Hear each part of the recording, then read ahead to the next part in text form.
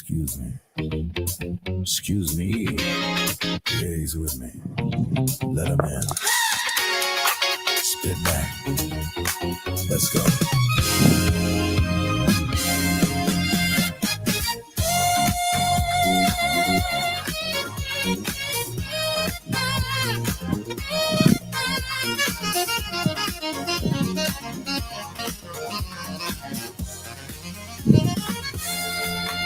Let's go.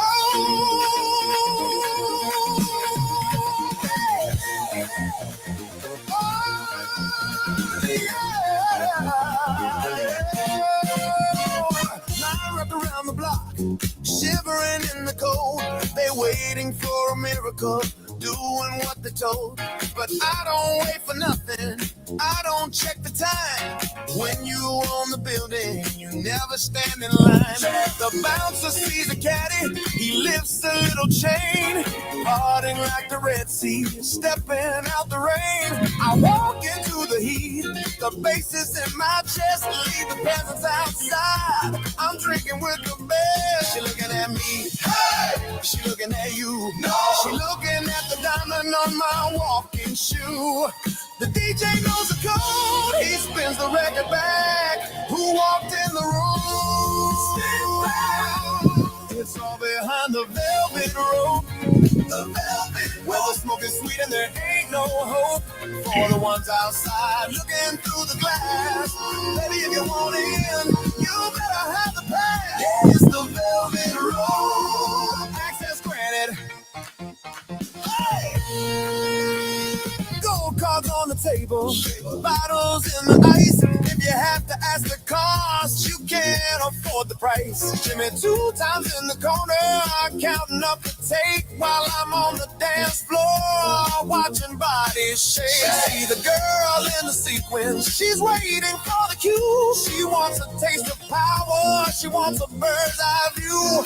Come here, little mama, step inside the zone. Leave your man at the bar, he can take a taxi home. She looking at me, hey, she looking at you. She knows I got the magic that can make her new.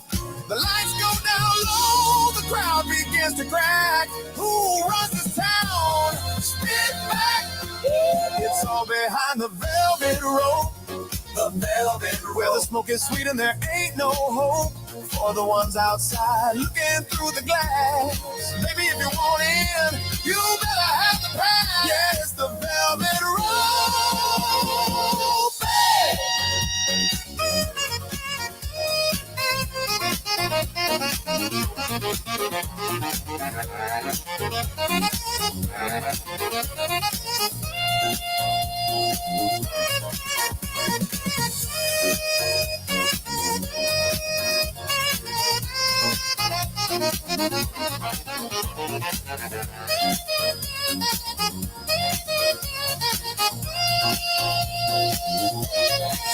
It's a movie. Some people make the movie.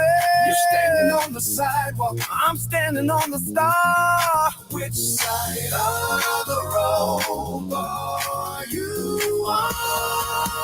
Tell me, it's all behind the velvet rope. Don't you wanna come inside? I smoke your sweet and there ain't no hope. It's so cold outside, baby. Baby, if you want in, you better have the pass.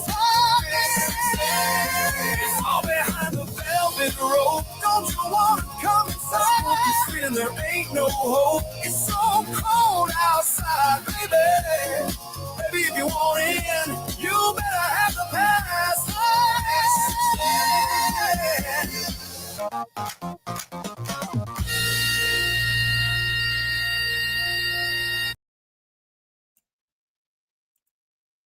And greetings, blessings, Jack. salutations. There we Jack, go. Welcome. Or I mean, welcome me, I guess. I don't know. Whose show is this? Here, Jack, take your show. Hey, you know what? Welcome to everyone. Thank you.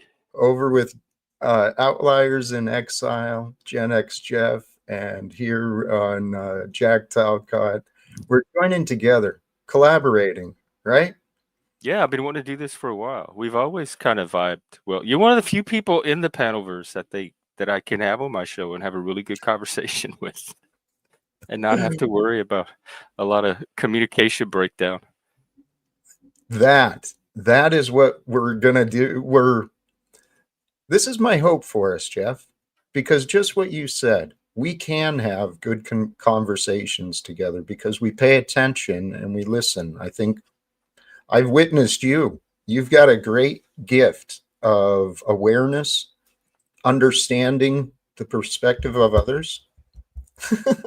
I'm flinching because that's the same thing that trips me up. My lack of awareness and understanding of others. So thank you.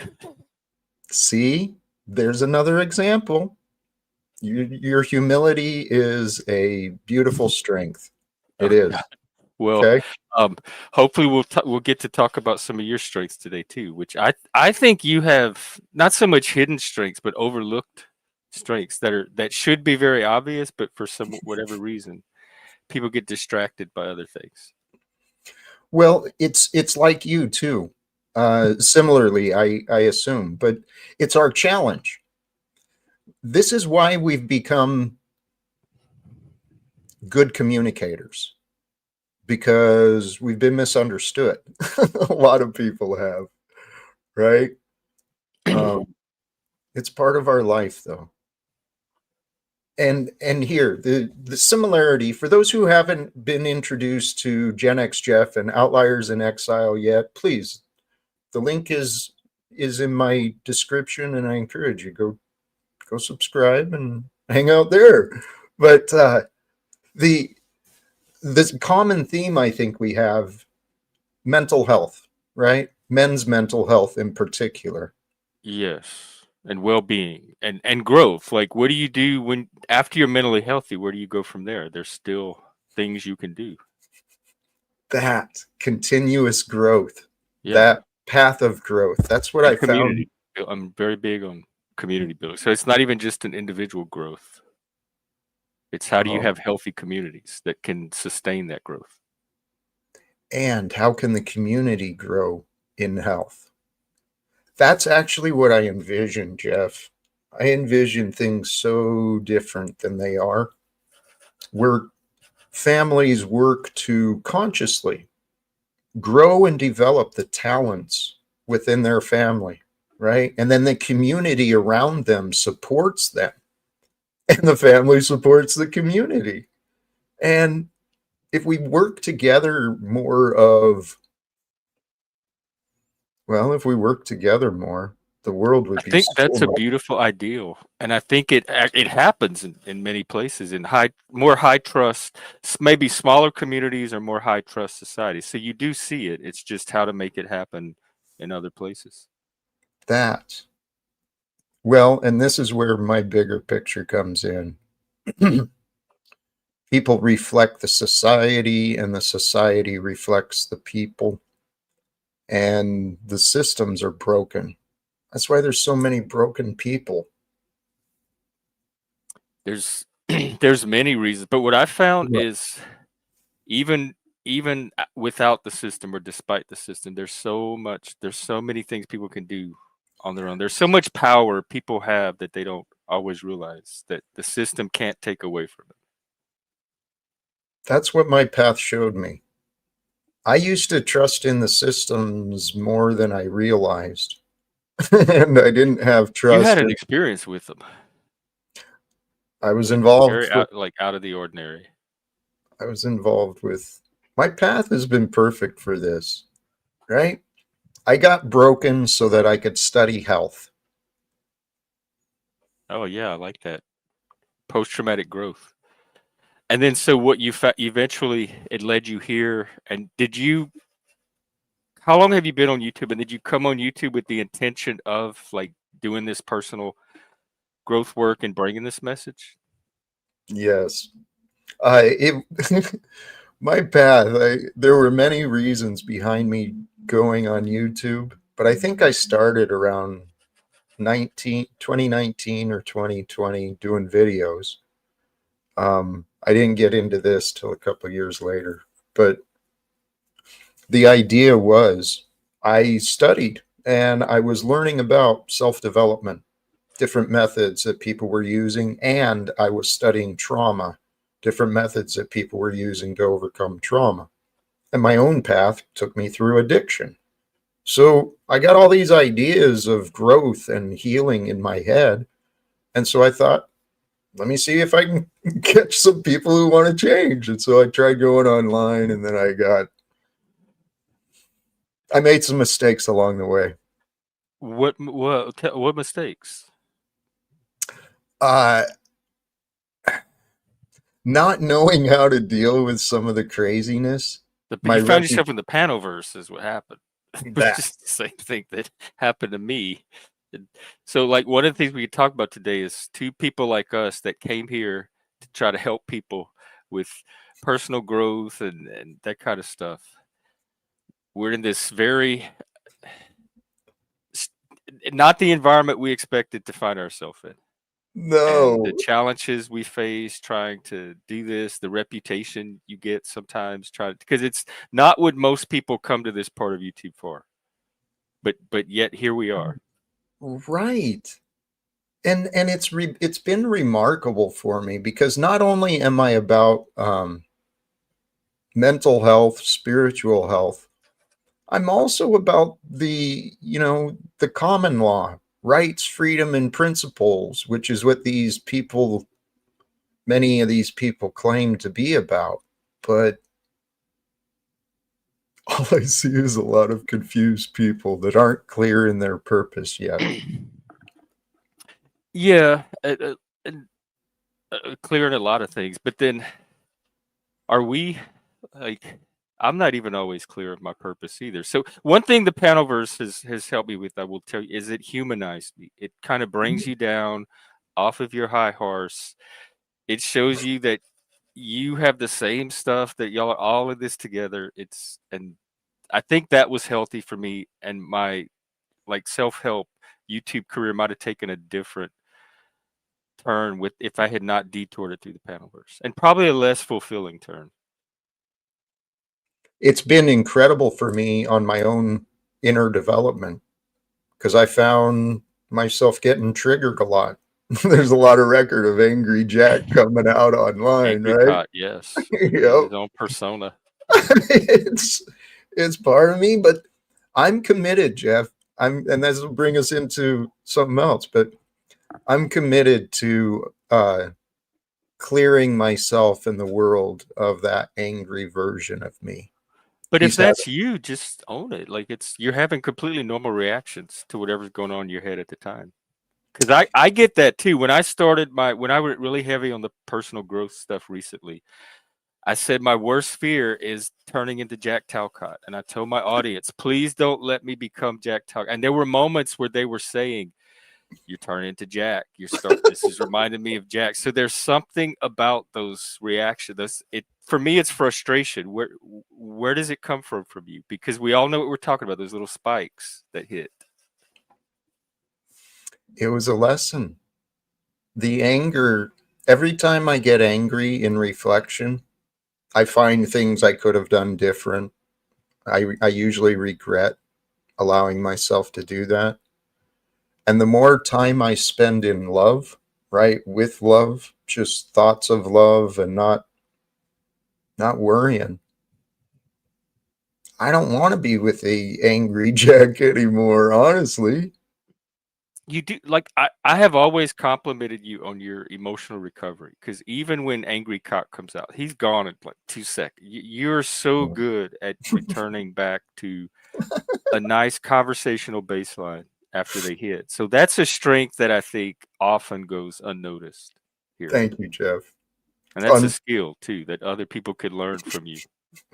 Thank you. But the reality is, it's just because I've had so much practice getting angry. Well, you do it well. It pays off. It shows a virtuoso. Well, this is my hope. And Jeff, what I think the result would be, you know, if we're able to connect and actually find ways to connect and help others, we're going to create a place where men are kinder to men, right? I hope so. That's one thing you suggested the idea the other day, and I'm really jiving with it. Be, I started doing this love thing, like try to become a more loving person, and I don't know that it helped or that anything really happened, but that was kind of the mentality behind it. Yeah. Men are competitive. Yeah. The panelverse is competitive, and it doesn't like the tiniest bit of kindness can make such a difference in that environment. And if we can just learn to grace, just there are so many moments when we can just give each other some grace. But I think there are probably structural reasons, perhaps, that some people refrain from that grace because the drama and the conflict translates into lucre for some people. So, but for those that are not here for those reasons and want the community part of it, the community is what you make it. And if you Yeah. can find those little like moments where you can give grace instead of conflict or keep conflict that doesn't have to inflame from inflaming, then that I think that's to me being men being kinder to each other. Absolutely. That term grace, that It's was not very something. masculine, but I think it's No, we call it it's though. it's not. But that kind of brings up the reality too. Men in this society, the ones that I've known and that I was, we've kind of devalued the strength and the power of the feminine. Yeah, me too. See how I had a little reaction when you Yep, said that? yep, Maybe I that's know something you could help me with, it. finding my feminine. Well, it's part of that grace. Grace, right? The willingness to have grace and share grace with another. It requires acceptance.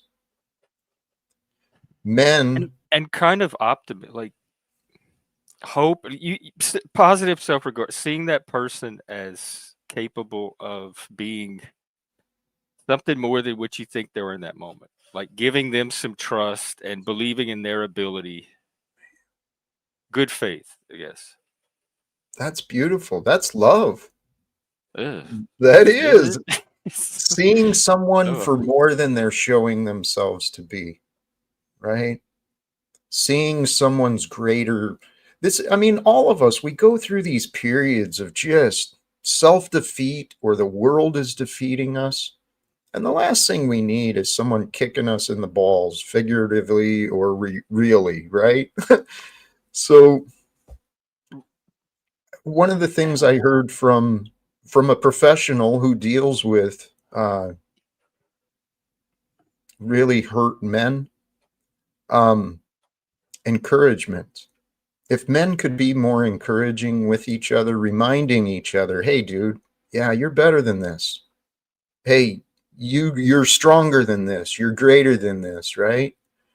Those types of things, they can save someone's life, seriously. and support. Like I think a lot of men feel alone. They don't have that. They don't know that there's other men out there that support who they are and what they're doing. That it's okay to a be a man, but b to suffer and feel and go through pain and be weak at times. And Yeah. so just I guess more of that too. Well, a lot of men, it seems, will encourage each other to tough it out, right? Put it behind you. Man up. Move, yeah, man up. um, there's that's a partial truth, right? That's part of it, but it's not the whole thing. How do you do that?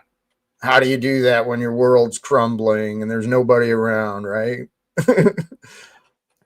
And being able to put aside emotion to be strong, because sometimes you have to step up and be that strength and that strong person, and you really don't have time for that. But there's a way to do it where you're not just putting it aside and not dealing with it. There's a way to put it aside through processing it and resolving it, and then you can move on, like with a clear slate in your strength. and Yes. and like men knowing that it's okay to do that. It's okay to have the emotion. You don't have to pretend like you're this stoic non-feeling person, but there's ways you can have the emotion that serve you and can serve the community better. something I heard a long time ago, these different emotions of sadness or anger or whatever, if we view them as guests, they're visitors, right? Hmm. I heard the analogy that I'm driving the bus. Ooh, there's that anger. Hey, I'll pick him up. He's welcome to join. I'm not going to ignore or deny him, but he's not taking over. I'm driving the bus, right? I like that. I do too. I did And too. finding other people to put on the bus besides Yep, the anger. Like, where's the good stuff you want on the bus? exactly. I love that approach.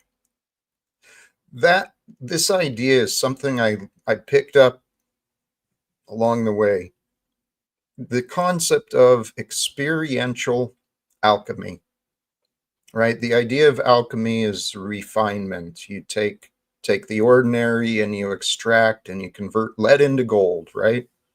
Um, and then our experiences, we've got these tough experiences. A lot of our trauma is due to these anchored memories that are holding us down, right? Um, Lost where I was going. Sorry. The trauma memories and Well, our world is suffering from ignorance. People carry around trauma because it hasn't been understood properly in the mainstream and in the common families. how would you help someone? Like, just I'm trying to play with this idea of like you and I putting our powers together. So if we were to address trauma, or like an individual showed up on your panel perhaps with trauma, what would your approach be? How would you handle it, and then what would we do as a team maybe? I love that because it brought me back to where I was trying to go. The idea of experiential alchemy, right? Take those tough times, those tough moments, and especially with help, with an outside perspective, we can find a different answer. What did that dark time mean? Right? Because in our youth, we may not even realize what it is that's inside our subconscious, but we can identify the feelings together. Um, if someone's willing, they can work themselves back to the early memory, and then through compassion and honesty. This is what I experienced in working with my sponsor in AA. Having an outside perspective of someone who was actually trying to care and understand just gave me the confirmation and the reassurance that I wasn't this piece of crap that I kept telling myself, right? That I had done the best I could. That was all I needed to feel better. Is that what started it, like turning it around? That's when I started recognizing when I found a different perspective, a different relationship with the truth, there was a power I felt. I called it God, right? I felt God when I learned different It was things. internal, like something inside of you. Just a shift happens within me. And I think I've had my mind blown many times, dude, from It what seems happened in my life and things I learned. And I was like, wow, I did not know that. But what I've come down to, there's something amazing that's happening with all of us here on Earth.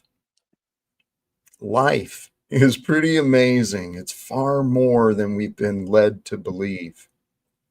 And the answers are here. There's and now people, we have AI to unlock them for us. even Life's more. about to get even more amazing It ish. is, especially especially if people stop lying to each other And themselves. and themselves. Because That's where it starts. that's the first person they're lying to that starts the lie with the other person in the first place. Jeff, let's talk about that for a little bit, please. The Sure. importance of honesty, right? Transparency creates trust. That's my motto. I say it all the time. I trust people that are able to be open. I trust more than people that I feel like are trying to hide or manipulate the information flow, or if just talk, just put it out there. Yes. Not you don't need a lot of friction. Just let it flow. That's exactly how we're supposed to be. But in this world where everyone's in competition with each other, trust has been broken and lost. Well, we're social primate species, and we're competing for resources and status and mates and territory and all. So we still have that like animal programming in us that drives that. And even modern society, we still kind of have to compete for jobs and schools and that kind of stuff, neighborhoods. For So I now. think that there's still conditions in modern life that keep that primitive layer activated. But I don't think it has to be the stopping point of modern life. I think there's more to us than just all of that. Well, it's been shown, proven in many different ways regarding what man can become. The ideas of the Ubermensch or the ascended ones, the saints. We have the capacity to overcome the beastly instincts, and it's really what we're designed to do. We're designed to overcome the fleshly desires and the worldly worries so that we can bring forth a world of peace. And I think maybe not only designed for it, and it's necessary if we want to keep the civilization we have going because it requires it. But it actually is for you will find fulfillment in it. There is a higher fulfillment in something like that that once you start doing it, it's its own reward at some point. Because you don't ever like you don't want to go back to feeling how you were. You don't want to go back to just the beast. No, Jeff, that's what I mean. I've grown long ago. I grew tired of being an alcoholic. I got sick of being sick and tired. And I finally chose to change. And I've grown tired of the angry Jack.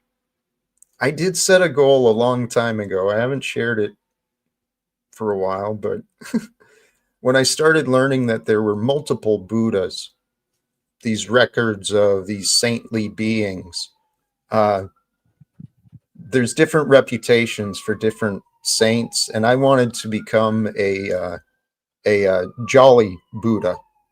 That was my goal. But Is that Barney? I got sirens driving by. I'm not sure if they're coming through, um, but to be a jolly guy, what did I have to do? I had to overcome my periods of anger.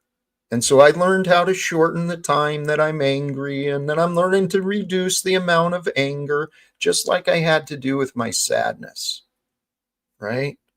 All of these feelings are all just a result of our insecurities.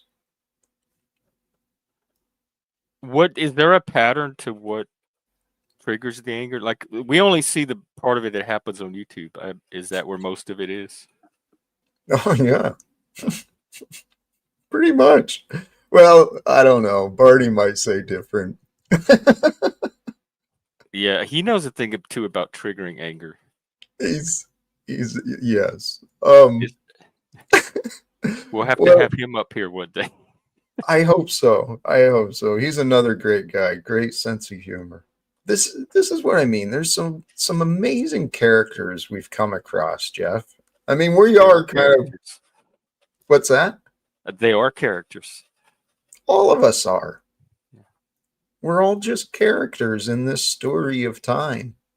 Well, it seems like you've made a home here. Like you're here to stay, and I feel like I pretty much am too. What are some of the challenges of trying to do this kind of work in a place like this? Like, because this is not your typical. If you were just a life coach hanging a shingle, this is not your typical client base.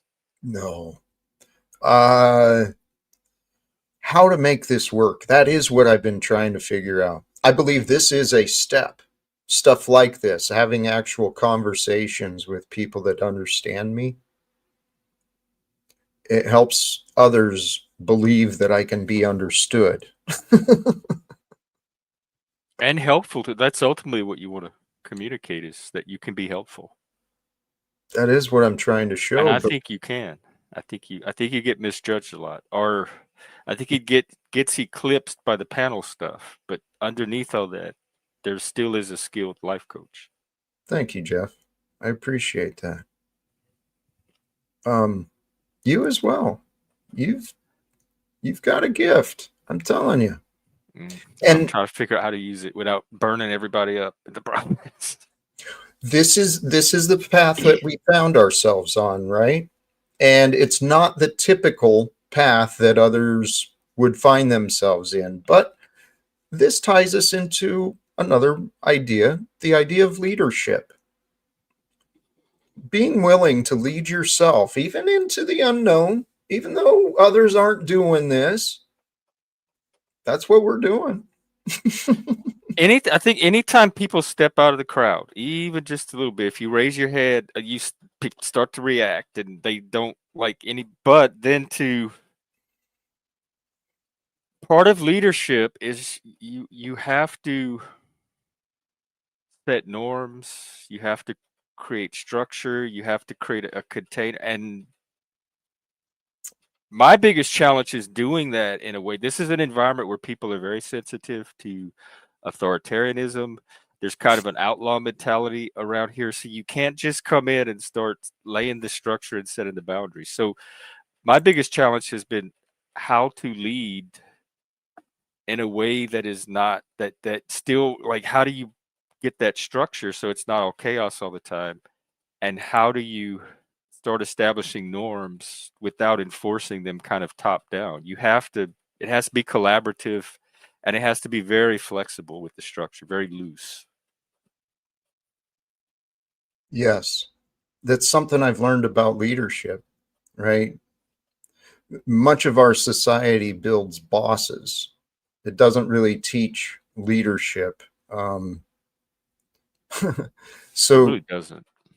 my inspiration originally for leadership was in the realm of labor history, right? Dr. Mm. Martin Luther King Jr. He stood out for me, and that's that's what I saw. That's what I wanted to do and to be. And then the more I listened to him, he turned me on to the example and the stories of Jesus, and I thought that is supreme leadership. That's what he showed. Courage in the face of danger, peace in the face of violence. He was willing to serve anyone who needed it, right? For the most part. So that's the type of leadership that I didn't realize. Well, I was trying to be a man like that when I was a union president and a shop steward, but I didn't have a relationship with God at all. No understanding whatsoever. How did that happen? How did that get established?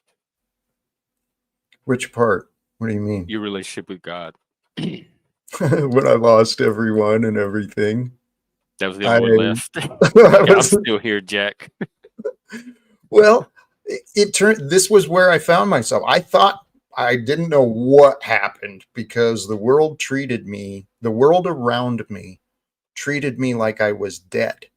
They just refused me and ignored me and avoided To me. like friends, family, loved ones, that kind of thing. Your community, your whole social group. All of Spokane. I mean, I'd go Oh my out. God, that's.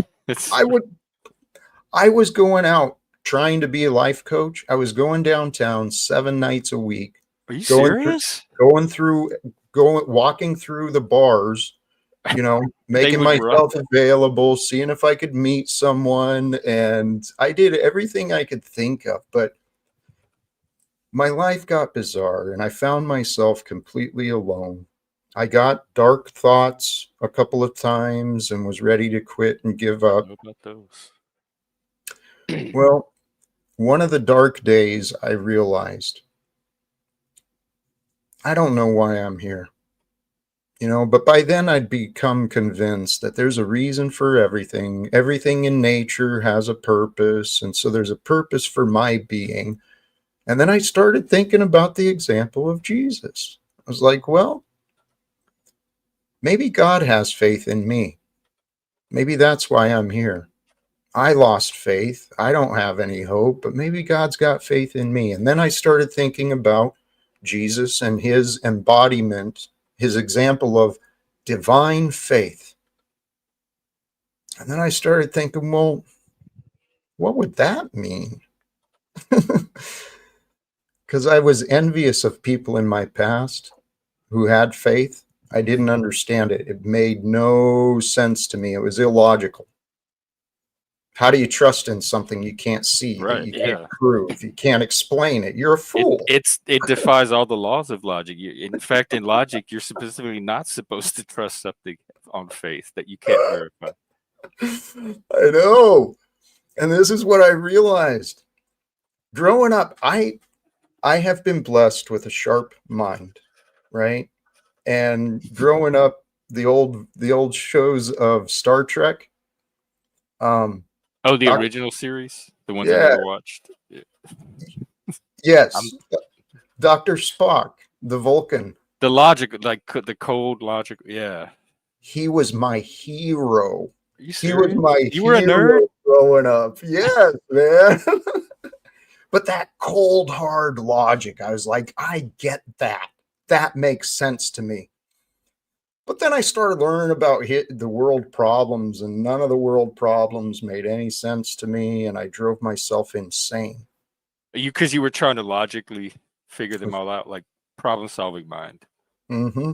Trying to figure out the world problems and my own problems and everybody else's problems, and I drove myself insane because I was focused on the negativity. Focused on what?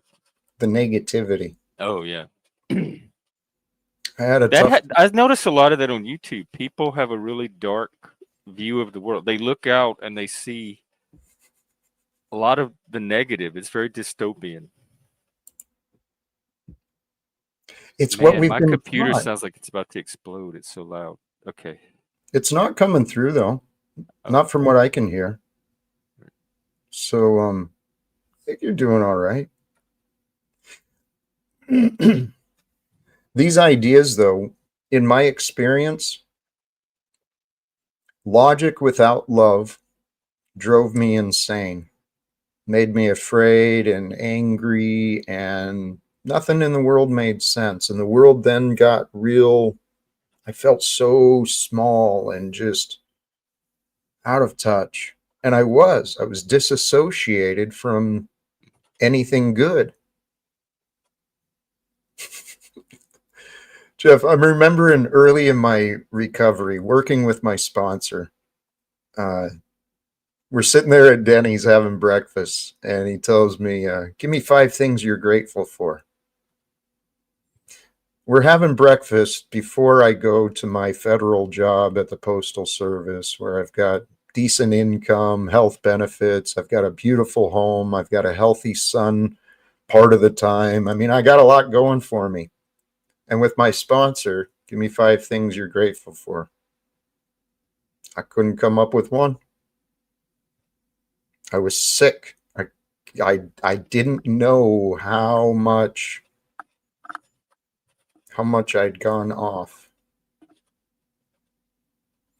But this life has woken me up to this fact. I was able to change. When I was young, I thought I was racist. I thought I was, Really? yeah. Oh, you grew up in Washington. In They all Colville. racist up here. Yeah. Yeah, up in Colville. It's logging and mining. They don't have any black people up here. there wasn't many. But yeah, when I joined the Army, I thought I was racist.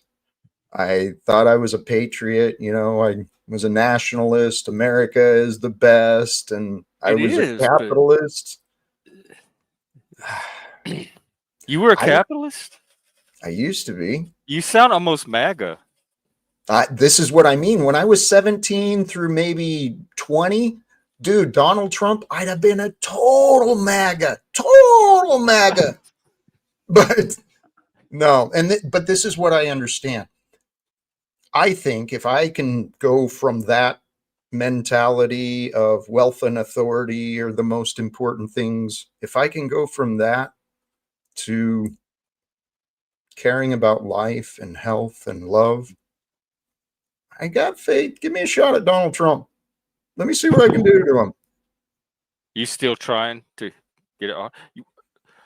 Maybe you can get him on your show. I'm telling you, Barron Trump is the key. He's the one that set up all of Trump's social media during the campaign, Joe Rogan, all that stuff. If you can get to Barron, he can get you Trump.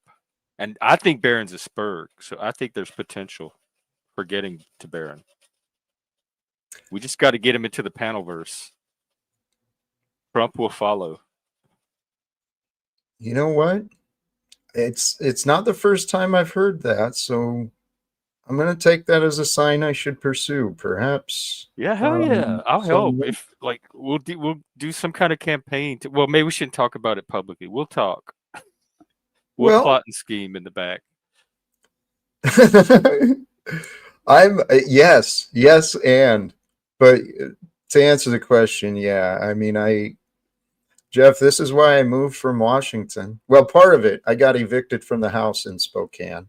Oh yeah, that was kind of coming for a Yeah. while, but And I didn't know where I was going to end up or where I was going to go. I didn't know what was going to happen. Packed my camping gear, my tent and sleeping bags and stuff for the worst case, you know. But somehow, dude, my faith has been that I believe it's possible that things are being shown to me for us all. You've been shown things for us all, right? Many of it, we're at this time of change. There's a shift in consciousness there all is. around the world. Yeah, I'm kind of feeling it too, even here. It's ready. I see so many people on the panelverse, and I'm not going to single anyone out, but I've seen a number of the names that I'm thinking of in the chat. There's a lot of people who are ready for a breakthrough. I've seen a lot of growth here, like that I never expected to see the last 6 months or half a year or so, and especially the last few recent months. So I was done with the panelverse. I was no more, but it proved me wrong. Like I really see potential here. If Jeff, you and I can, and people like us can figure out a way to, we're a community and we're growing. So we're going to be like a small city at some point. And every city has its educational facilities, its support facilities, its community spaces, all of that. And there's a role for us here. I agree. It may be a small one, but there's people out here that I think could, I don't know, we could all help each other.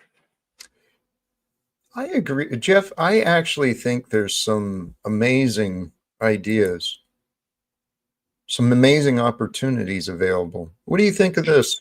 Bring up some guests. Yeah, we had talked about maybe talking a while and then opening up, like having a limited panel of people that actually want to come up and it's not to confront or challenge or the drama stuff, because I'm not going to stick around for that. But if it's people that actually want to come and have conversations about the topics we're talking about, I'm perfectly open to a small panel. Okay. Any other topics you want to hit before? Well, if you want, I can address the Satanism real quick because I noticed the chat was very curious. Would you please? I just don't feel it anymore. Like I try to check in with it and it's just not there. It's moved on to something else. I did this thing like a few months ago where I was trying really hard to find. I saw a lot of darkness happening here, like so much darkness that I felt like I was the only one hanging on to the least little bit of light. And so I started going with that light more and more and trying to find that because I felt like it was needed. And during that process, the Satanism just kind of fell away.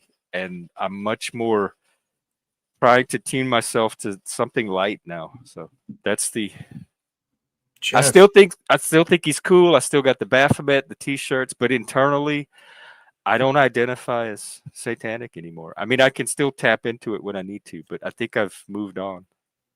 So there. I love that, Jeff.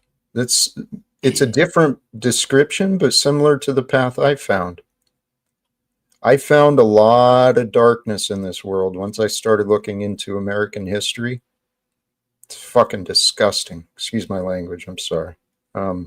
It's it's absolutely atrocious. Which changed my perception of America, changed my perception Was of it my Howard Zinn? part of it. He was an influence. He was You part went of it. woke. You went from MAGA to woke. Well, yeah, I did. Along my way, it was a slow change. I slowly changed. Um, but I believed in the political system. I believed in the judicial system. All of this stuff I used to believe in. But then I woke up and I realized regarding Satanism, I have this theory. What if this is the bigger picture? Right? God allows the fallen angels to come down, corrupts mankind, but the surprise ending is that mankind overcomes. And by our overcoming the darkness, we invite the darkness to join us. Right? You can't lose the dark. It's part of us. You're not going to Right. transcend the darkness. You have to We accept it. You can, have to make your peace with it, and you have to make a space for it. yes. And bring the focus though on what we want. And what we want is to grow the light. Yeah, the darkness can't be the master. Like it has to stay in its place, and you have to keep it in its place. But it's part of the ride. It is. And that darkness within us though, it can take many different forms. It can be our Sometimes we don't even shyness. notice. Like we can really. I learned that I'm a big control freak that I didn't even think I was, because I'm all about autonomy and self-determination and all that. But it surprised me how controlling I found myself being, and it was invisible. It just slipped right by me.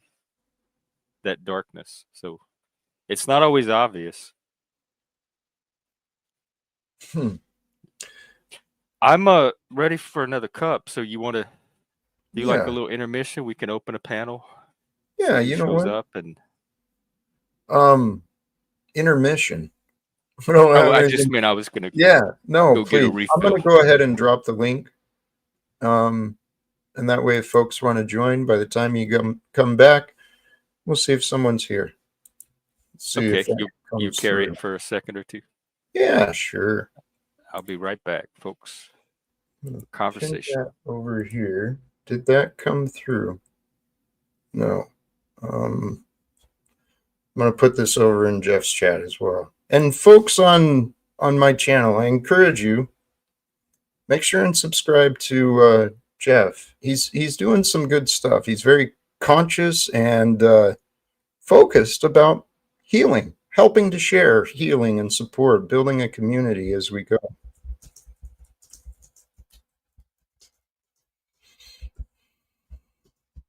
There we go.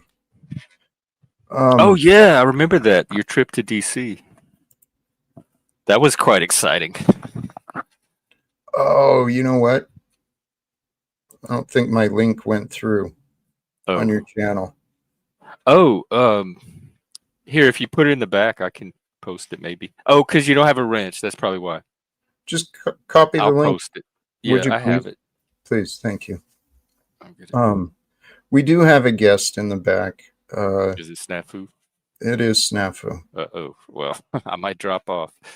No.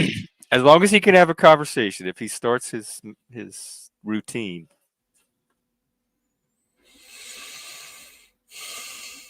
The people are fascinating. My first thought and my first objection was he's already been in the chat jumping about the Satanist thing, and I saw others commenting about it, and I find it to be most bizarre. It's a distraction.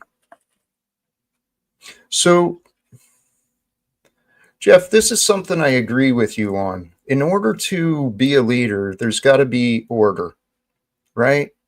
And the best way to have order is to have cooperation. Where did that go? You want to, I mean, it's your show, and this is kind of like life coaching and leadership. You want to give him a try and if he Let's see if he can cooperate, right? Okay. Because cooperation is key to communication. Communication And is key to cooperation. yeah. Okay. So sorry, Jeff.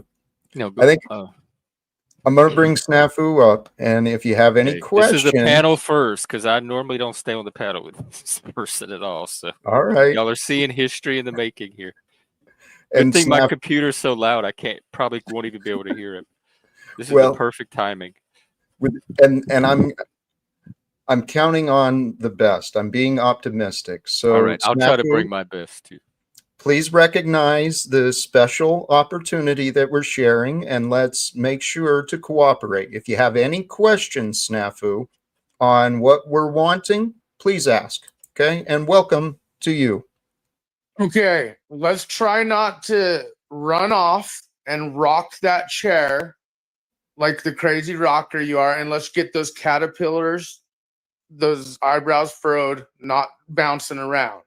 I'm going to talk just to you because you're guys. saying it calmly, I'm going to talk to you guys legitly, and don't let your dictatorship optics get in the way. You don't run me. I'm going to drop anytime I want if you don't meet the agreement that Jack and I just laid down. And you're trying to like side-eye through it by doing it calmly, but it's still not a conversation.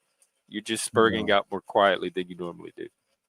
Thank you for calling it out, Jeff, and I agree. Once again, you're predictable, and I was right. Unfortunately, you were.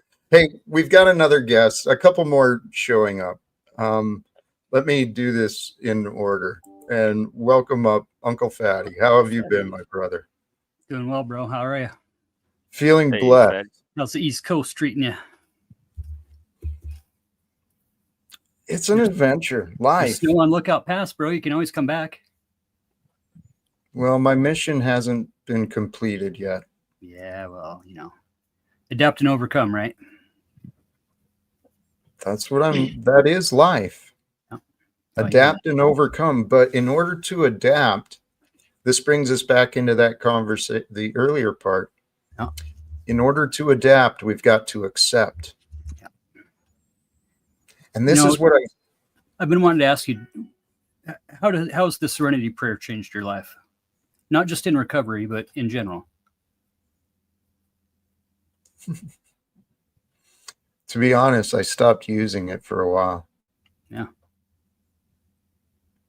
I found other mantras that I carried within me at different times.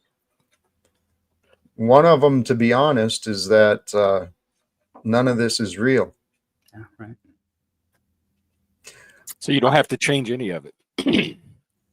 Just accept it all. That's it. The idea of nothing is real came to me from one of my early coaches. He was trying to explain the oneness of the experience and the unified wholeness of everything. So part of my experience, I swear to God, I started learning the power of the mind. At the same time, I was convincing myself that none of this is real because I'm not real. I'm not real because none of this is real. And it didn't make any sense, but eventually it did. And the world started treating me like I wasn't real. And so I was like, holy shit, does this stuff work? What's going on here? Am I dead?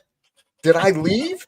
It's like I went through periods of, some might call it insanity, because I was questioning the reality I was given. I hear that. But what I heard something beautiful. I heard a number of things beautiful earlier today about suffering. Suffering is a result of our pride, and it's through the through our suffering, we will finally become humbled to turn to the higher power, to turn to God. And it's through our suffering that we learn our strengths. And I realize I'm kind of bouncing around on things here again, aren't I? No, this is good stuff. I mean, really, that's the second part of the serenity prayer, is taking one day at a time, learning that our stumbles are steps up. You know, Stumbling up. we don't learn shit sitting on the couch, right? Well, yes and no. I mean, Depends on if it's Barney's couch or not. life lessons, maybe not so much, but Part of my path, I swear, the conversations I had with myself, because I found myself without a social life, without a job, without relationships. So I'm sitting in the backyard trying to figure out what to do, spent a lot of time meditating and thinking. And that's when I wondered, maybe this is what my path is. Maybe I'm supposed to sit and think. mm-hmm. Why On not? YouTube in front of the whole world. It's just how to make money doing it. That's the key. Well, this was before my YouTube stuff. I sat around and thought a lot. I was in a period of isolation. And then I started thinking about going to a monastery, entering a monastic path. Or I thought about a lot of different things. But then I've thought about the example of Jesus. He was like the master teacher, master yogi. He was the one to know. And where did he go? He didn't go to the caves. He went to the people. So that's where I started going. I went downtown to the bars 7 nights a week looking for people to connect to, right? Yeah. We're living at a time right now. Our future actually looks pretty good.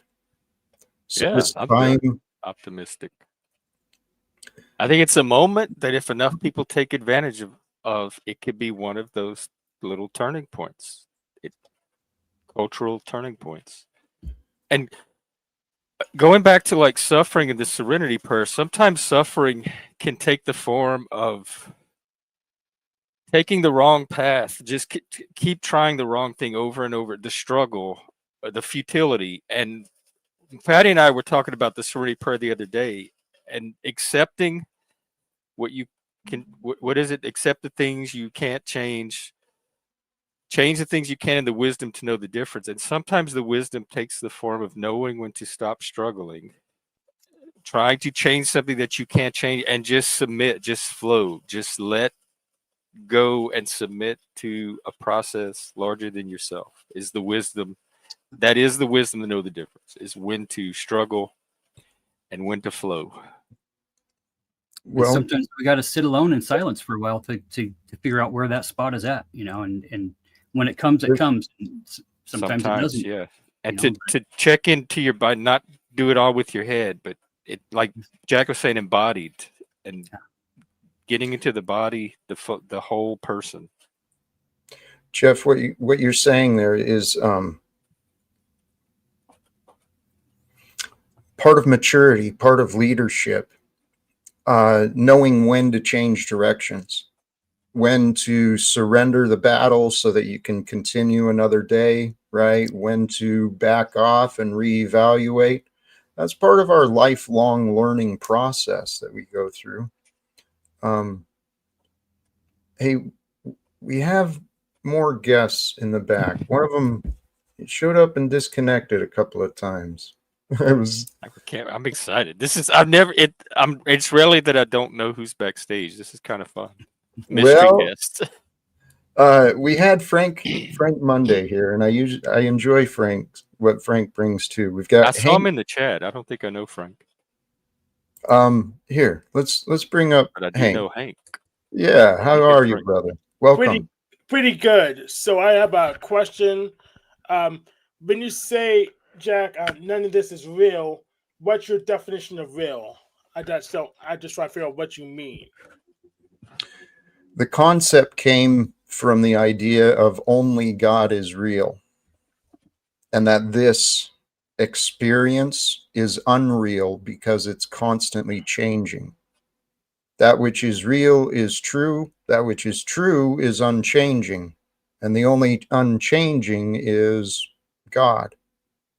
So that was the path that I tried making sense of, and eventually it does. I mean, but it's not nothing is real. Well, it is. Because the God I know is not a thing. It is a no thing, but it's just the ultimate power and potential. Oh, okay. So a follow-up question: do you define the term imaginary? And if you do, what does that mean?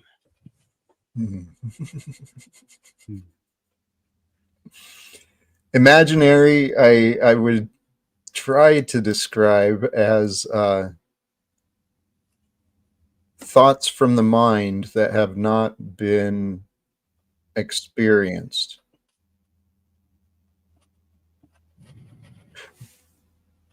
Or explanations of things that have been experienced that are not real. Would that make sense for imaginary? It's connected to the real. It's in line with the, well, it's potentially real, but not necessarily. Because it's through our imagination that we find empathy with another human being. It's through our imagination, I think, we find a relationship with everything. Holy cows, that's what it is. What do you think about the statement, control is an illusion? I mean, we have control of things, but really, like, overall, what do we really have control of? You know? You have control over yourself, your choices, your decisions. To some degree, we do. To some degree. But that's power. The only thing we can control is that which is within our awareness. Because outside of our awareness or our attention, it's not really in our experience. Very good point, yes. How do you feel about the size of panel, Jeff? This is you and I today, so I want to. Is there more people in the back? We've got a few more civil. I guess use your, like, you know who they are, so like guess use your sense of how much they're gonna add to the panel or how much maybe take it in a different direction. What I call hijacking. We do have one wild card and two pretty safe bets. I'm curious about the wild card, but I also want to honor the safe bets because I know, me too. Let's start there. Let's start with the safer bets. Oh, one of them dropped out.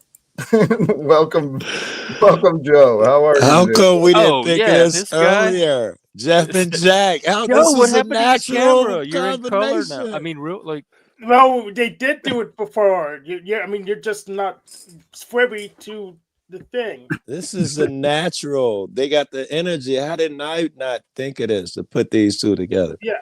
I had this idea 3 years ago. And I like your topic. Hank had asked y'all what's real, what's imaginary and shit. And Jack, I dig the way you're really just working it out on your head. You're not on some pompous shit like you know the answers. I can tell that you're figuring it out as you go along. I really like it. Everybody's kicking it. I like it. Yeah, very Me humble. too. This energy is beautiful. And there's our other safe bet. Welcome, Frank. Hey, Frank. He's been dropping in and out, so there might be connection issues. Oh yeah. Mic check, Frank. Can you hear us? Yeah, it's not. Yeah, is he muted? Yeah, he's on mute. He's muted if he's there. Now, welcome to everybody. We do still have actually 2 wild cards in the back. Let me start. Pick one. The one I'm hoping will play along. Card is like whenever Christians call people an asshole by saying, I'll pray for you. If Jack is fucking retarded and none of you are calling him out on it immediately, does that make all of you fucking retarded? It Yes. might. I usually try to call out retarded people. Like whenever he's It okay, does. and Jeff, you do love big hard panels. We all know that. When Jack went into that whole "what doesn't change isn't real" or whatever the fuck that bullshit was, it's That was not a true. stretch. Well, actually, that Okay. comes from the Greeks, from Heraclitus, and I study Greek Fuck the philosophy. So it's Greeks. very recognizable to Oh, me. wait, There no, was you nothing love to the call Greeks out. because they did the Olympics naked and oiled. That's why you love the Tommy. Greeks. Oh Or my you call, goodness. yeah. Jack, I mean, who what's told not you to that love about bullshit? that? Jack, who told you that Tommy, bullshit and why you think it's true? Tommy, because And then only Hank got you. The autistic retard got you whenever he was like, then what's imagination? And you're like, oh, because what you Tommy, do, Jack, We lost what Hank. you do, Jack, is you start with your bullshit and then you try and explain it as you go. Like, how do I make what I say true? You can't because you're an Tommy, idiot.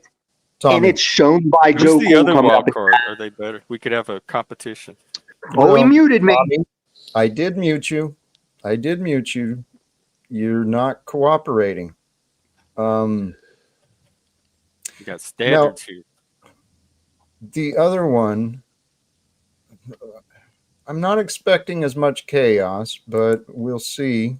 I knew that's Steven. who it was gonna be. My old buddy. Hello, everyone. I know it Hello. too. Did you So, miss me? Did well, you miss me? actually, No. please, Oh, I can't come lie. on. and But you actually, missed me. I didn't actually clarify, Stephen, but just so you're aware, cooperation is the key, and be aware that you're on thin ice with me. My patience with you is very slim. Are you okay, Jack? Oh, I'm beautiful. I'm just You beautiful? tired of your childish nonsense, my friend. All I said was hello. And you Today, seem triggered just by today. that. Yeah. Well, I did hear an Irish. Do you have any Irish pubs where you used to go in Spokane, Washington? Yep. There were some Irish pubs. Yep. Did they ever sing there? Did you ever sing? Not the Irish ditties. No. I heard a modern song. It was kind of an Irish jig, but it was Mhm. about Jack Talcott. I'd never heard it before. Great. Hey, hey, Jack, you old ball. Very good. You saw All right. Does that take care of our wild cards for the day? I think it take care of what's in the back anyway for now. Well, we got a new one. Oh. Um, I'm not that wild. I mean, Oh yeah. Hi, boy. I Had a can wig be, boy before. I can be he's a not bit, that you wild. know, skewy or unexpected, but not that wild. Can I ask Voy what is real? What is real? Water is real, Is hmm. it and Is it? you know how you can tell that water is real because water is wet. You know, before you start to ask that. So there you Is have that it. it? I mean, is Jack real? Is his world real? What anything besides water on hitting that list? Nah, I just told you, dude. Water is real. Just water. Yeah. Okay. Primarily water is real. What if all of this, the mountains, the bodies, everything, what if all of it is only real to us? Like it's all a simulation. Yeah, I can believe that too, man. I mean, yeah. You figure how far have we come with video games? Say 20 years ago. How far? Right. Pong or whatever. Yep. 1,000 years, assuming we don't blow ourselves up and Trump leaves office at some point, and we exist. How far would a computer game be? A simulation would definitely be something you sit in a chair and eat a pill or something, and it looks totally immersive and totally real. It would probably look like this in 1,000 years. I hear what you're saying, Joe. Bob. But then again, but then again, you know, that's also simplifying the mystery of Earth, right? Don't you think so? It's like, oh, I can understand this. It's just a game. It's not real, and you know that. I mean, that doesn't solve the whole mystery, does it? It's I like it. Okay, I agree. It doesn't solve the mystery, and in fact, it demystifies it a bit. But it also makes it more interesting. If you consider what Jack's proposition of all of these things, they are not real.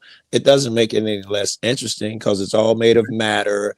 Matter arranges to form a thing, and you could go on and on with this journey. Are thoughts real? Are Right. cars real? Are things that short lasting real? Cars are How real. about- I mean, cars are How real. about this?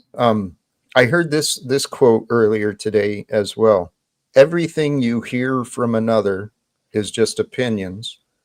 Everything you see is just a perception. So what are you supposed to do with that? Be That's all we satisfied. have to work with. We just mythologize our perceptions and Right. the opinions of others. Right.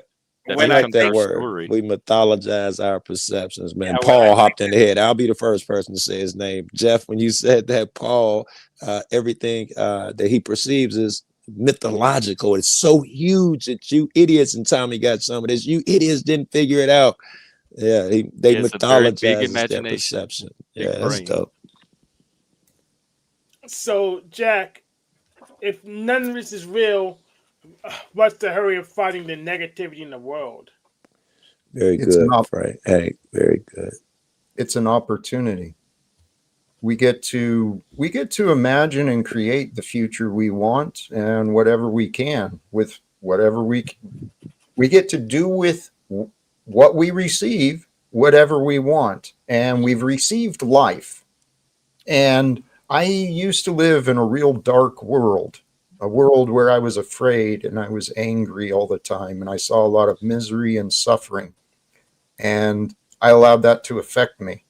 Used to live with Hank, huh? Well, so most of my misery and suffering, admittedly, was because of my perception.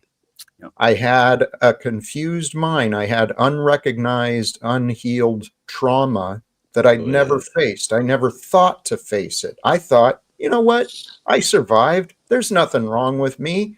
I'm just ordinary like everybody else. And I was insane. Not Question. anymore. You said what was that? And you had all of these things and you did something. My question was going to be your residual anger. Does it mean that you still are working on whatever you were just talking about? My insecurities and my fear. That's the only reason. What people identify as anger in me most often is not. It's frustration because I'm not finding the words. They're not understanding. I'm feeling unheard, right? But when I do that, it doesn't do anything to bring anyone closer to me. It's an excuse for people to push me away. It's even a little more, and I'm not trying to pick at you, but it's you actively pushing people away, not just them. Well, And you're correct, by the way, but it ain't just them. People who do that, they're very well aware that when I act out, it keeps people at a distance. That's the purpose, the reason they do it. It's just a Right. But cookie. it's not just Jack either, because not everyone 100%. I gets wasn't pushed even away. thinking Jack when I was saying that, by the way. No, but it's not like a bad thing to push people away. I mean, Right. you know, You got to ask. Exactly. Go ahead. no, Jack. you can't accept everybody. You can't accept Boy. people that misbehave, right? We can love one another Yeah. and stop judging the behavior. We can offer correction and guidance, leadership for those who are showing poor behavior. And earlier, I don't know if you guys were here earlier, but Jeff and I talked about this idea of men being kinder to men, right? And that's part of it. Part of being kinder means you got to accept someone for their flaws and all. 100%. That's what unconditional. Remember that guy Aaron who swear he got kidnapped by the Rothschilds, and one thing he did leave, one jewel. I was calling it love. He added unconditional love. I thank him for that, and I haven't That's forgotten. what you do with family. That's what you do to family. Exactly. Jack is family. no, Jeff is that's what family. you do to Fatty is family. family. No, Hank that is is what you do family. to family. That's not what you do to everybody. Voy, Am I that's setting wrong? condition. Am I wrong? You're setting Jack condition. is family. Right. I gotta put up with his idiosyncrasies. Jeff is family. Patty is We not only are. is he Joe and I family, even dated for a while. we dated for a while. It was a Yeah, we horrible were paddleboard breakup. He friends. cheated on me with some, dude over in his room. A couple more months of dating my mom, Joe's going to be my stepdad. Right, we're totally family, bro. See, the family grows. Family grows. Unconditional love would mean that they are all equal, all family. The same way I put up my brother, he's got cancer in the brain, and he says and does weird shit. You just got to suck it up. I need to develop that tolerance, if that's the right word for everybody. And tolerance is certainly the wrong word. Here, So, go ahead, Jack. well, to play the other side of it, though, part of our reality is learning boundaries, learning self-respect, right?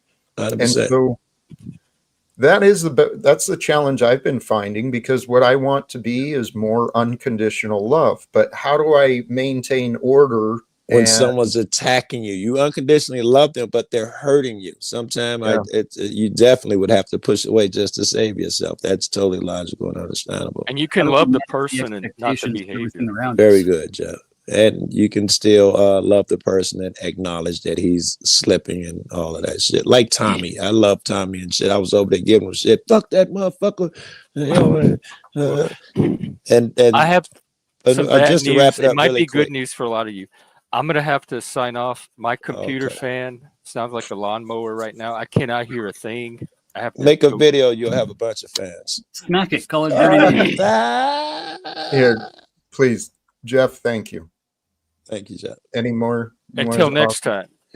Hey, it's been a blessing. I sincerely appreciate you joining. Do you want to end your side? Do you want to keep it going? What do you feel? And I'll probably end my side just to be safe, because you never know what's gonna happen. Yeah, Joe might whip his I cock look forward out. to another one. I think there's Me gonna too. be more. So yes, we'll talk again after. all right, thank you everybody, and we'll see you again. Much love, Jeff. Natural. You and fucking Jeff. It was natural. You cats to be co-hosting the show or something. Thank you, Joe. We had talked about it, and I think it was suggested a while ago, and the timing just didn't happen. But everything is happening together. I Jack, think it's all happening.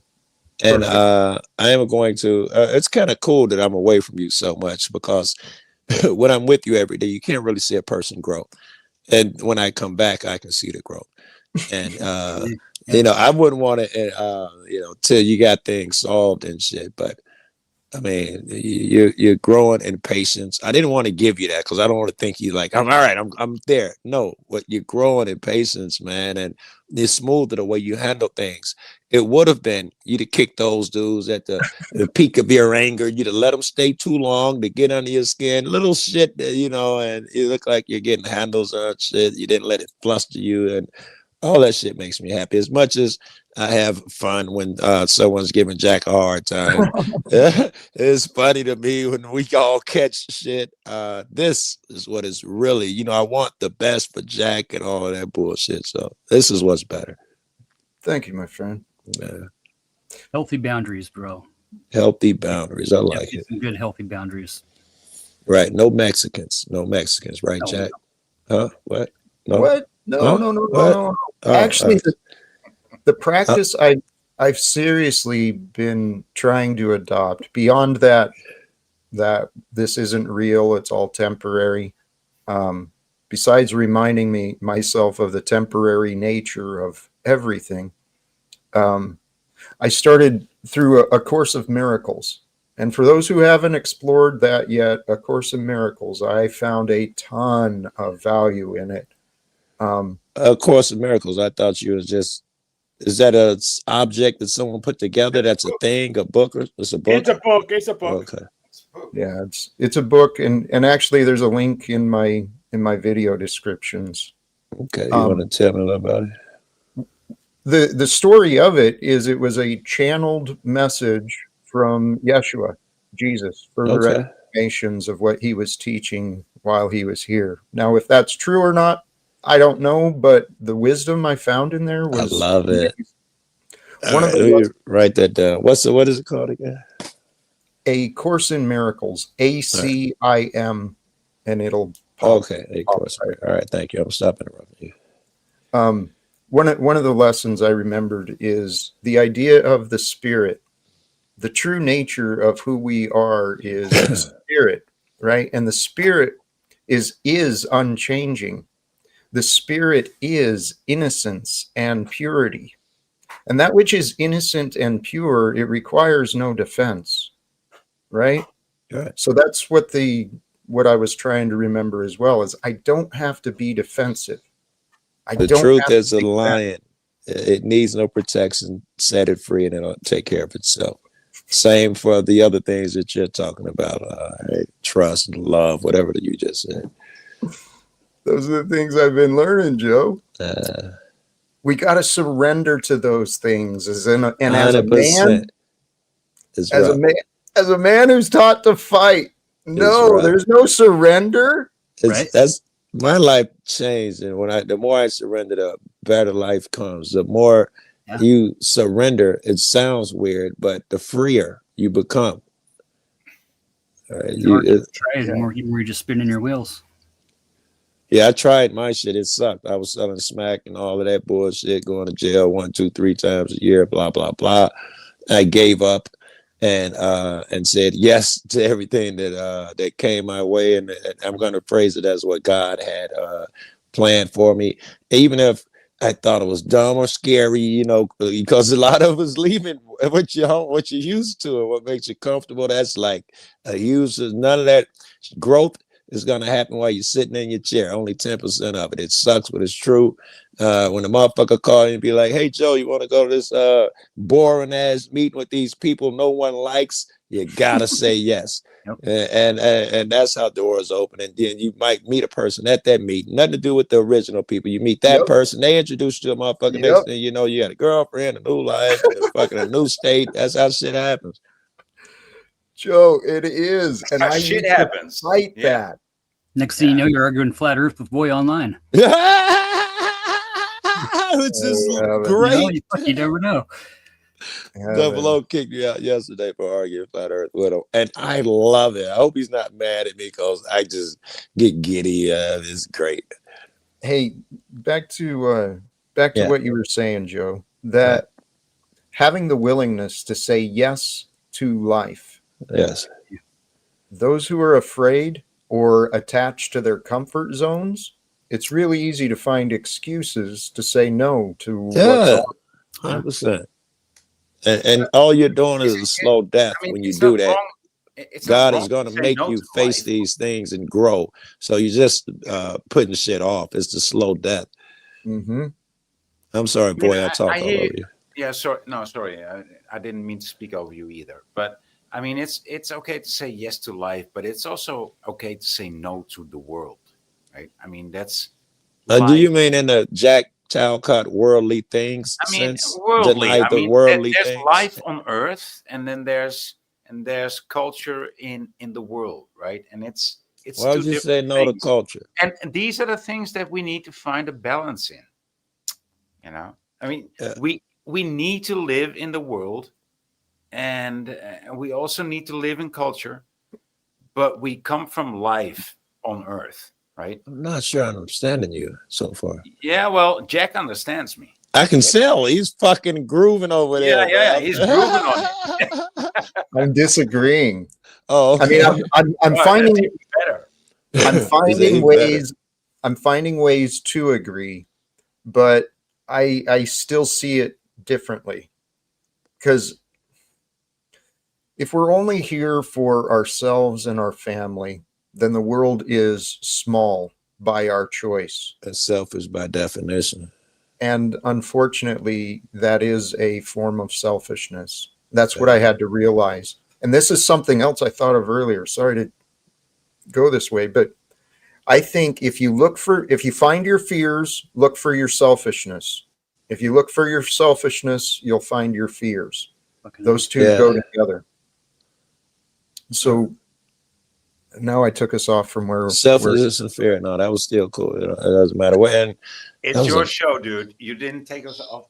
you made me think of one someone said. You made me think of two, and which is why I can't think of either one of them because they're both running through my head. One of them is a book me and Guru now been going over. Rogue Nation wrote a book, and it was about fear. Follow fear. It would lead you to something, and I can't remember the word. That was the first one you made me think of, and the other one is the most angry people. The are the ones who try to control others the most, and I think that's true. Right, laid back motherfucker ain't trying to control you. They just giggle and laugh, blah blah. But the person who's like, ketchup goes there. Why you put that spoon in that drawer? That's an angry fuck all day long, and he must control people all day long. That was me, and I didn't realize that was me. And it's miserable. It's miserable for the person who's always angry, trying to control everything, and it's more miserable for the people around the person who's always angry, trying to control. No one wants to be controlled, you know. Don't say that word. Why you do that? How come you don't do it like I do it? That shit's irritating, bro. But some people even look angry, right? The first moment they look at you. Apparently, I look angry. That's what I'm told. Resting dick face. Resting bitch face. That's me. Yeah, you've got that too, Jack. I didn't necessarily mean. No, I didn't necessarily. But I mean, you pointed at yourself, and he does look like he's plotting. He's sitting over there thinking dude. what he gonna eat. I mean, look like he's plotting to kill a puppy. Eyebrows, you know, they just look so dark. You could be Stalin or fucking Lenin, dude. I mean, I think that's how serious shows, your eyebrows look. I think it just shows me and Jack's default position for a long time has been anger, and I think our facial lines have defined that shit. A better judge of old fucks like us who didn't learn our lesson until much older is the smile lines. How quickly Jack smiles, but how quickly he go from that resting bitch face, as you called it, to belly laugh, big smile. That tells a new tale of a person, and you can still see that. Yeah, the man had ego shit. That was my problem. Ego through childhood. I was angry at everything. Hey, I want to challenge everybody. It's that Catholic guilt that was getting to you. Never been to church a day in my life. Yeah, it's a society thing, I think. I did read the book though, Fatty. So you can still be getting me. This testimony, Joe, you're absolutely right. We've got similarities, different experiences, clearly, but probably embraced it the same way in some ways. I did dope, you did alcohol. Yeah. And here somehow we ended up crossing paths on this algorithm and say yes. It's the say yes philosophy. It's some guy who was like, hey Joe, let's ride to a different state and film some shit, and you say yes, and next thing you know, you fucking talking to Fatty and Jack Talcott, who you never meet if you don't say yes. I'm not even a cop watching. I could have made excuses. I got to take care of my daughter. I could have had a million reasons why not to do. And if I don't say yes, I'm not even here in front of you, wonderful people. Absolutely. And it's all been a bit of it for me. I know. I guess I'm not stupid. I'm arrogant even. So yeah. And I intentionally try to help the people I'm around, but the reward is mine. I get it, way more than you cats get, right? It's a good deal for me. Well, early in this conversation, I mean, the idea of Jeff and I, where we found common ground, is truly men's mental health, for sure. Yeah. Right? Trying to help make a better place. And I think all of us, we're on at that path as we heal ourselves, especially as men, okay? Especially as broken, angry men. As we heal ourselves, we create a safer world for the women and children around us. Amen. And when that happens, the world becomes a much better place. Boy, don't hit your crack pipe. Your cam's open. Dude, I don't. That's Oh, not the thing that we do. my I mean, fault. we I eat might. cheese in the Netherlands, right? We smokes It's crack not in the Michigan. It's Netherlands. not Michigan. Joe Cool.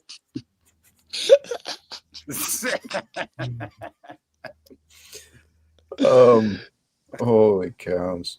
Not Detroit, motherfucker. All right. I do want to ask, because I know I've got a variety of ideas and guests here. Someone was asking sarcastically for me to ask Joe what you think about these goals. These goals of confronting the government, rewriting history, or rewriting the future, rather. Any of you think we can do that? You talking to me, nigga? When I get off of here, I'm going with you to fight the government. I'm going outside, put some gas in my car, and fight the government. It is a I know. I'm duty talking under God.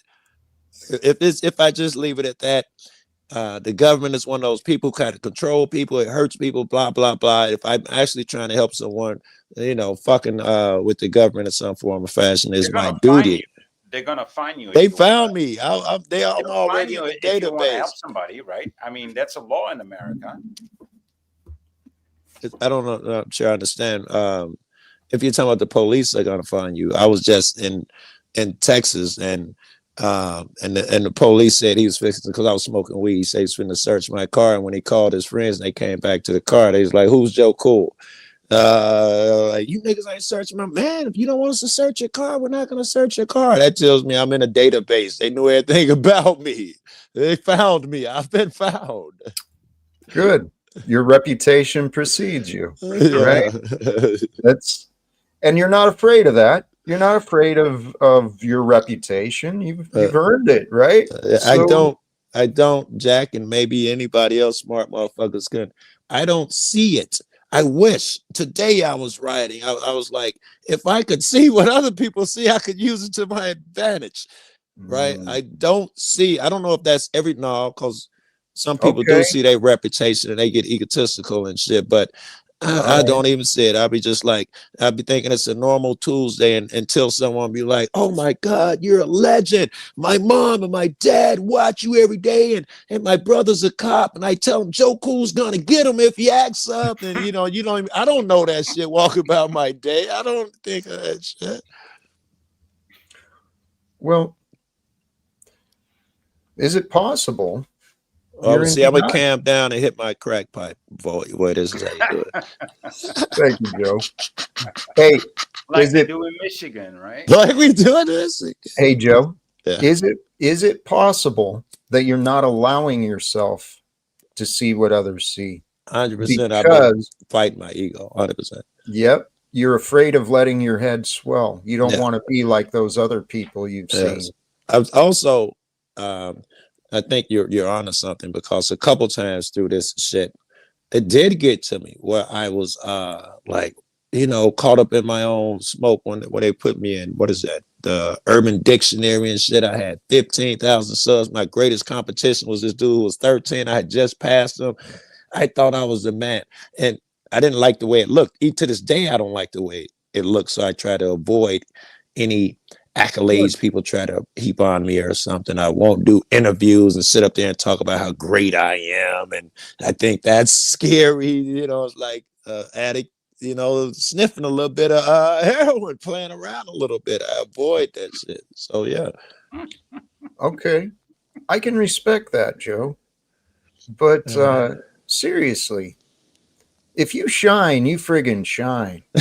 And you're supposed to shine brightly, my brother. The Bible says something to that effect. No one takes a light and puts it under the table. They're going to put it on top and all that shit. Yeah. Now, I honor you and your commitment to humility, because that's what my intent is too. I have prayer. My prayer is that I be used to do something pretty substantial. And that would mean my name is known. Whoa. I guess we all have that So admittedly, you realize that that's egotistical, right? And we do all have it. Everybody's on Oprah couch. When I was little, you're envisioning yourself on Oprah's couch or something. Everybody has that where they want to do something important or something. We all got it. I did have that. Yeah. But it's not the goal. I recognize it. It's going to be a consequence. It'll be an effect of Collateral effect. Yeah. Yep. So it's just being realistic, but it's not. I fought these ideas for so long, but then I didn't see anyone else pursuing them, and I said, okay, I guess I've got to. So, I didn't see people doing it the way that I believe that we can. So I went through these ideas. I talked myself out of as much as I could, but then it just didn't make sense to give up. So what I'm thinking is, if we shoot big, if we fail, what's the damage? Actually, if you shoot big, that's aim for the stars, and if you fail, aim for the moon. If you fail, you'll be among the stars. If you shoot big and you miss, let's say my goal was to be the #1 movie star and surpass Tom Cruise. He shot really big. Oh, he missed. He only got a series on fucking so and so. Right, Poor guy, right? You know, you shoot big, missing ain't horrible. Now, see, but that's not what it is, Joe Cool. I hear what you're saying, though. But the thing is, why we are here together, for some of us, and or a bigger panel, or even the people in chat, is because we are not afraid to be out there. And there's a lot of people watching that don't engage in chat. They don't engage in the panel, right? And we're the ones. And I mean that's interesting. I see where you're going to. Right. There's people who are afraid to speak in chat. Right. Well, that's not necessarily afraid. That's not necessarily afraid.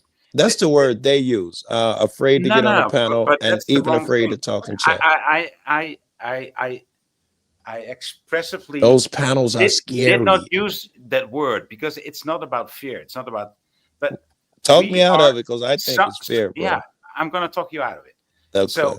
So we're not afraid to be on stage. You know, whether we fail or perform, that doesn't even matter to us. You know, right? And so there's a difference there. And the people who don't get on stage, doesn't it mean that they're afraid? I think you're saying fear. That's what I'm saying. That's what I'm saying. It's just not their thing. It's just not their thing.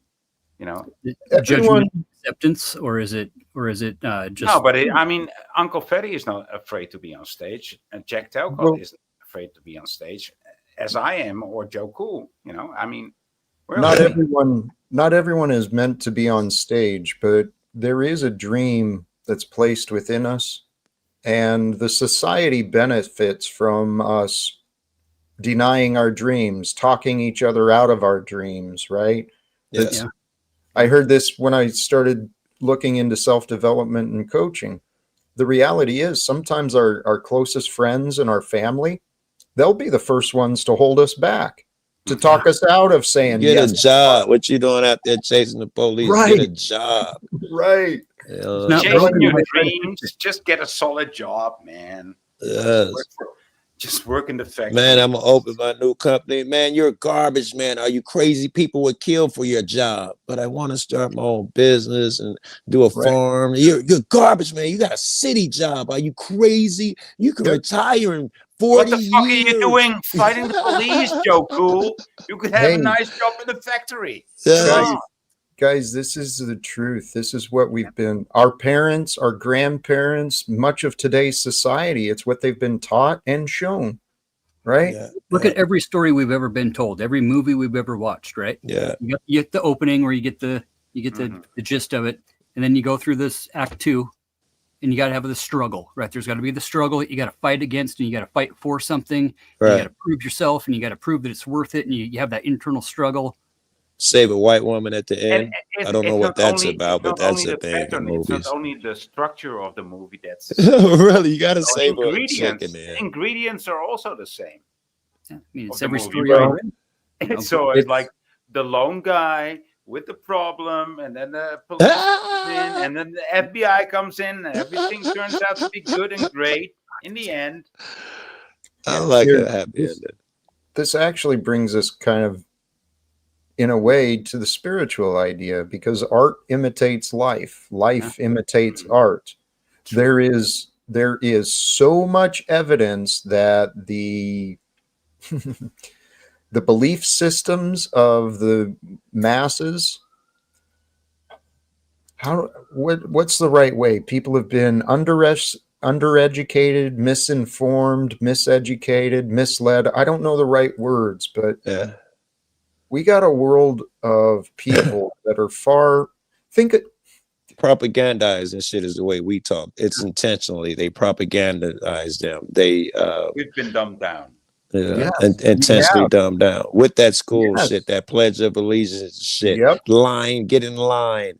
It's All all of it. prepping you to follow orders and submit later on. You can't even make sense to people anymore because everybody has been dumbed down, and you even have to dumb down yourself to make Yes. sense. Right? Even Yeah. worse, boy. If for instance, let's say we go political, because these are the dumbest fucks in the world. We go political, and I say it's okay, maybe I'm backing out of political, something like the seatbelt law. So it's not political, or maybe it is.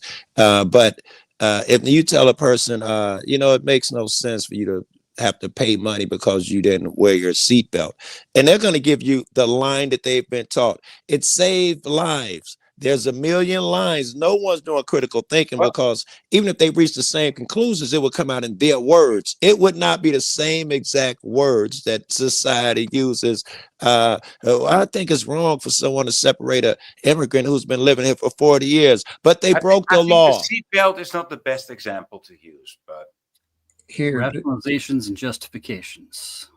the thing is, we've been purposefully divided. And if you bring in some of the spiritual stories, the mythologies, whatever, we can serve the light, which is unifying, which is loving, which is giving, like nature, or we can defy nature and live separate and divided. And as long as we're going to choose to be divided, we're going to be ruled and oppressed. Right. So how can we divert from that, Jack? That it ties back to something you had said, Voy. In the story of Babylon, right? The languages were changed, but what was the result? People weren't communicating with each other. They'd lost the ability to communicate. Right. I suggest that's the way it is in America, because people don't practice active listening. We're just in this routine. To respond. Even more, the people must have had a desire to come together if they were broken down and broken into different places and languages. So now it seems like that is what we are had trained ourselves to do. We no longer have that drive to come together and do a thing. In fact, we perpetuate the separation ourselves. We come up with a million reasons why, that dude's country. Dude, fuck with him. Together. What do you mean we lost that drive to be together? I'm assuming we had it if we built the Tower of Babel. We had that drive to be together, and we had some success at it, even though we probably directed in the wrong way, which is why we were punished. But apparently we had a drive to be together. Otherwise, you can't be separated unless you were together first. And now we just look for the reasons every day. He's a Republican. He's over there. It's us versus them. He's a Palestinian. He's not my brother. Are you actually praying for another Tower of Babel?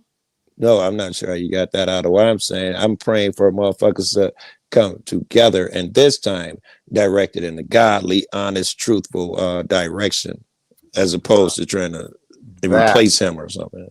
That is. Hey, Joe, I swear, I believe this is what the prophecy means, that we, the people of this world, we adopt the ways, not the religion, but the ways of Jesus, and we reclaim this world in the name and ways of Jesus. We create heaven on earth.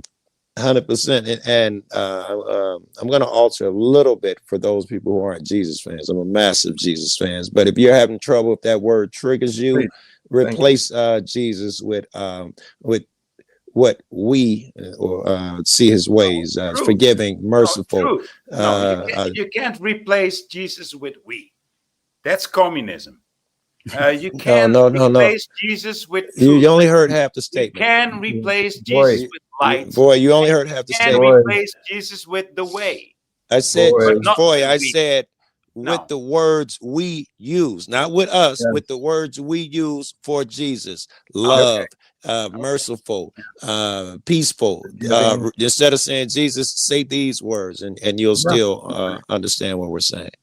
Love your neighbor as yourself, right? Give Yes. away all your possessions and give your entire self to the less fortunate, and there will cease to be less fortunate. Yeah. That's it. You can't take it with you, but you can leave it here, right? Well, and this is what I see. Not just, hold on, But Jack. I don't that's want not something to pray to the people that don't have that much. I mean, you should. I wasn't pray, talking to boy. You should listen, preach boy. this to the billionaires. No, listen, boy. No, we're just not saying we get each other. You can't take it with you. You can leave it here. So it's not about bread, not about money. That was going to be the next thing out of my mouth before you interrupted me. All that knowledge, wisdom, good. You can't take that shit with you. I don't know what go with you, but you can leave it here. I can leave my wisdom to motherfuckers, my good deeds as examples. I can leave all that shit. That's the shit I'm talking about leaving here. Nothing to do with bread. We What can about how we leave label our ourselves? Like the term worldview is real big nowadays, right? I see worldview when we label ourselves like that. It's like a horse putting on its own blinders, saying that I will refuse to look at anything else out of this scope, and I'm going to define myself this way, and that's the only way I'm going to define myself. What was the first word? Did you say? I thought you said worldview. No, I don't think that's how he got us, right, because it's a scope. It's why does it's worldview put blinders it's on? called a world view because that sounds so broad, but it's actually just a scope. It's the filter of perception that one will hold. And that filter of perception is the belief systems, right? And the belief systems are the principalities and rulers that rule us. So We to tell ourselves we are. Oh, that's what he meant by worldview. We accept the view that other people have. Is that what you meant, Fatty? maybe that was it. Yeah, A worldview, you put in there blinders too. on. I was thinking as a worldview, you got to think that the guy in Bangladesh is my brother. I was thinking a positive worldview. You're obviously got something else. The label worldview ourselves, is an individual thing, right? That's an individual right, thing. and we want to accept others' worldview, and we want to have that perception and try to empathize, put ourselves in their shoes. Yeah. But Our Timberwolf understands. it's we are what we tell ourselves we are. We manifest our own path in front of us. We always look for the path of least resistance, right? We don't want to be the one out there cutting the brush and bushwhacking. Yeah. But sometimes somebody's got to do that, right? And some we don't ever go through the briar patch on purpose. Yeah, I do. I do it later tonight. I gotta go out if I find on purpose later tonight. if I find what looks like a trail and others haven't been down there, it might be filled with brambles, but I'm like, yeah, that looks good for me. You know? Yeah. Shoot. Sorry, I lost a thought. But your Fatty is right. Another way I've heard it expressed is the revolution. That was started by 3% of the populace at the time. Mm-hmm. They say all revolutions are usually it's only 3% that get it moving. So it is rare. It is the rare person who goes through the briar patches. Fatty called it. Only 3% are fucking crazy enough or dumb enough or smart enough because they understand going through this briar patch will make a path for the people behind me to go through that briar patch. Brother, that's why I want to get the attention of Trump in Congress. Even if I fail, it'll be public. Someone else will do a better job than me if I can't get it done. But at least the trail has been opened up for others to build on.